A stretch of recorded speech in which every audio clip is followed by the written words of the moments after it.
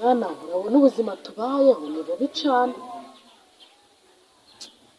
Umuntu arabigenza ute kugira abone icyo gutamira? Sha inzoka iri guhekenya nyamara yabuze icyo muri sha inzara iraza kuduhitana bro, ahubwo se reka nkubwire, nta kuntu wenda twashaka uburyo twasimbukira muri guriya mujyi nyine, wenda tukaza twajya n'ubuvungukira nyine bw'abantu babashira.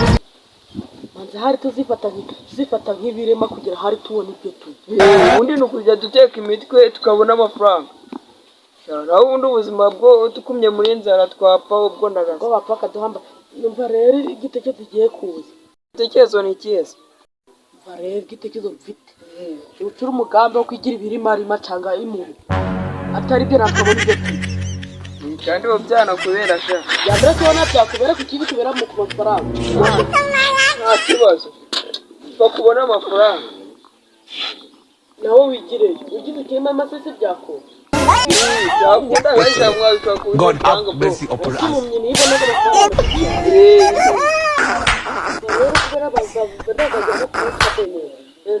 Abantu badufashe bakatwambira oya nibyo tujya kumva rero turatangira amafaranga turayagabana kandi turanganya tugiye guhindura ikirimo gusa twese ntabwo tuzaba turi gufatanya, tuzabura gufatanya tuzi tuzatwicaranye nawe wabayemo.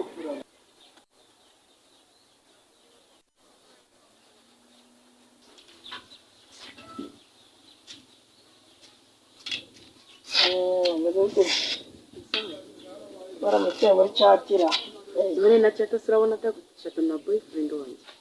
boyfriend imbwa ndi kubona rana mpamvu ifitera kandi ugiye kumbesha agafite imodoka dore ko aribyo ko nakumbesha. Sabona umuntu wabaye mu mujyi nanjye nakubesha. Urukumaye ibyo byo mu mujyi cyawe ntabwo aribyo nshaka ko kumaya urukumaye nawe urabaye mu mujyi amaze igihe kingana iki ntabaje bari kukwirukanka ngo wibye intonore. Ndi gutinike yangu ndi barakunda menshi cyangwa ko mbese ubu ni kukumbwira ibyo ngibyo sibindi akankubaza mbere yuko uzakumbaza ibyo byose warangije akazi.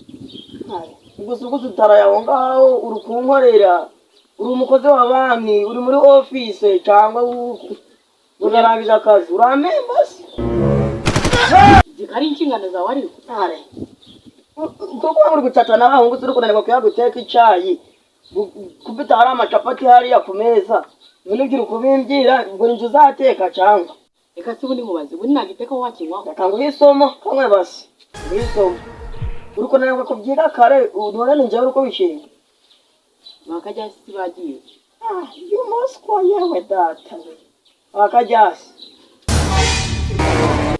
siko nari nzi ko uri umuntu ujijutse naho uri umururu yifata nk'umuntu ujijutse atwembere ahubwo urahangaye kubya ntaso n'ibintera umbyiba usanje gushubije ubundi ntacyo uri kumbaza kandi nzahora nabo gusubiza iteka aho warasaze siko wajya muri atete yawe habuzemo akaburumani wajya kurikirisha amasano hepfo niba uri kubona umuntu aba agizwe n'amaguru niba ugizwe n'amaguru niyo mpamvu tuzi bitewe nuko ubwo tekereza ko mu mubiri wawe indani ari amaguru gafunze amagufa bazishanga umuntu araza kucyitaho umuntu akujyana imbere ndi kubona tuzi araza kucyitaho se hano turi mu rubanza ku buryo ari abanuzuru bari abacamanza urabona uko cyangwa bari kugeza badakenera rero cyangwa mubwire babaranye igenda zo mu nzira ntabwo ko kubyumva neza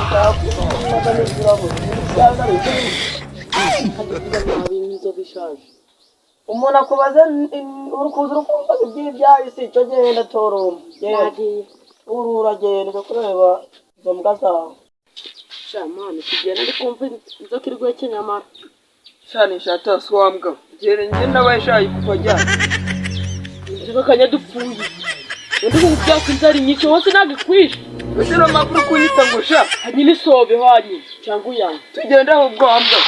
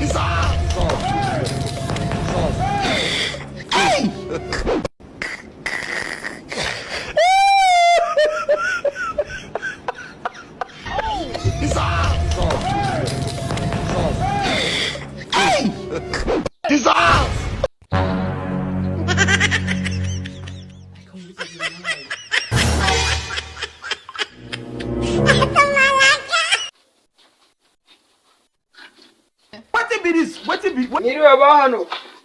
Yego ye.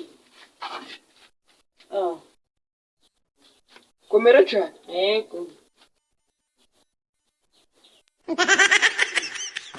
Iki kimuga si kijanye. Uyu ni umuntu ubona God have ntabwo ari mercy ikimuga. upon us. Niyo mariro we. Yo hano tabyanyobeye. Ibyo ni ibigitse ko ndi kumva uri kwitonganya. Ko nana hariho umugabo dari kumwe n'ikimuga. Andi kibageza ni bari gushaka zibumbaye. Ikimuga? Aca bwana we ntago hano hazaga ibimuga.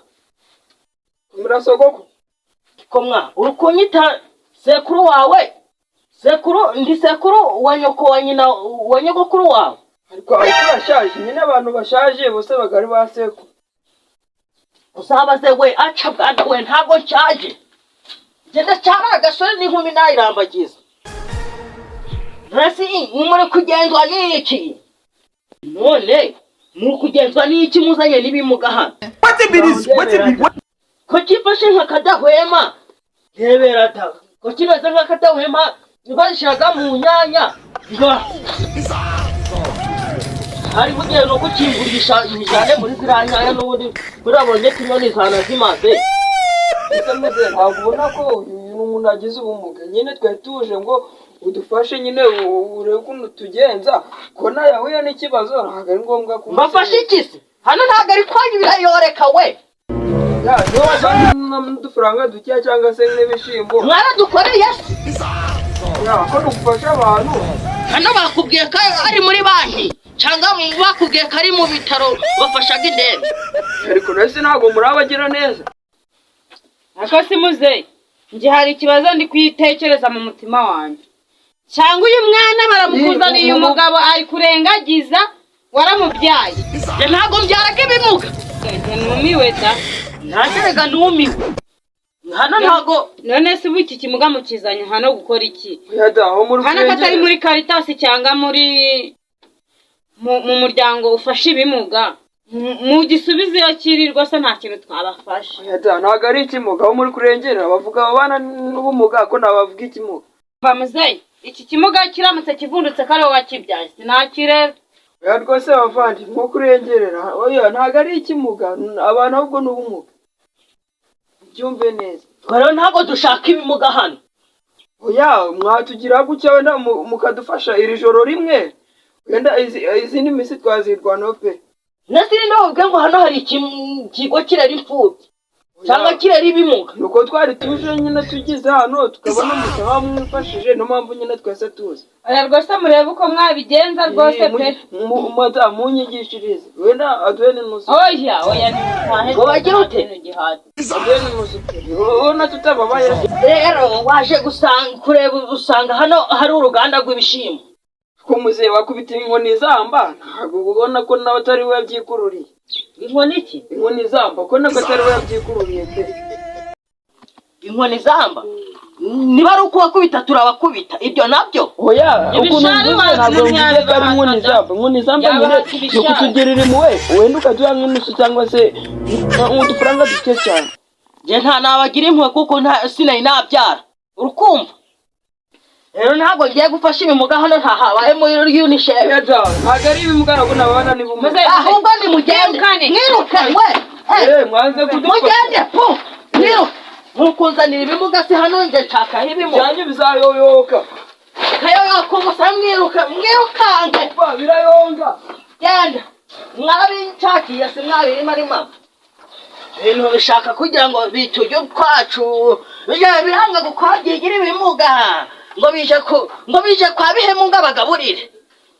Ntabyo bibonye. hari igihe hari n'abateka mutwe. Wasanga n'ibiteka mutwe nyine. Maze kiri kugira ngo kifata nk'akadahwema. Ngo kugira ngo mbibone bigire impu. Ntabwo ntabigire. Bihorere. Kandi bihemuko nana bihemukira. Oya bigeza aho ngaho bihorere niba utabahaye bihorere.